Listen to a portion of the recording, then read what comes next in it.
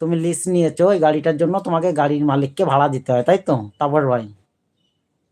ওটা 1000 টাকা, 40,000 বলছো না 8,000 টাকা বলছো? ইংলিশে লিখলে 8,000 টাকা, আমি জানি না, বুঝতে পারছি না, তার জন্য তোমাকে আবার জিজ্ঞাসা করলাম। তারপর ভাই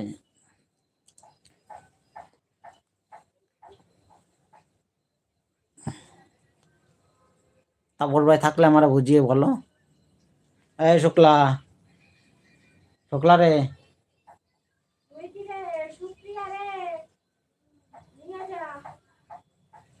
তারপর ভাই তুমি আছো না চলে গেছো?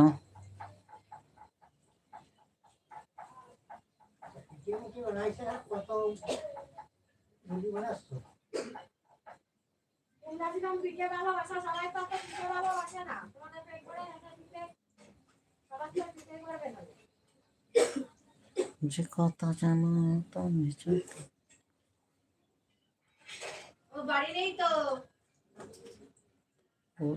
বাবা বলছি, দূর বাবা বলছি যে ওই গাড়িটা আমি লিস্ট নিয়েছি, বুঝতে পেরেছ?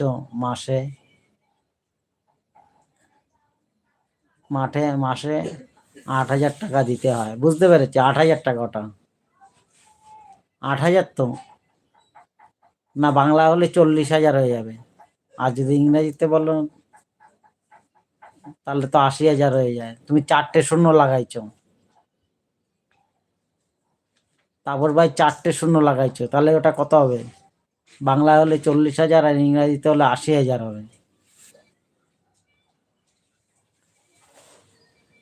হ্যাঁ দাদা, ওটা ইংলিশে আছে, ইংলিশে আছে, তাহলে 80,000।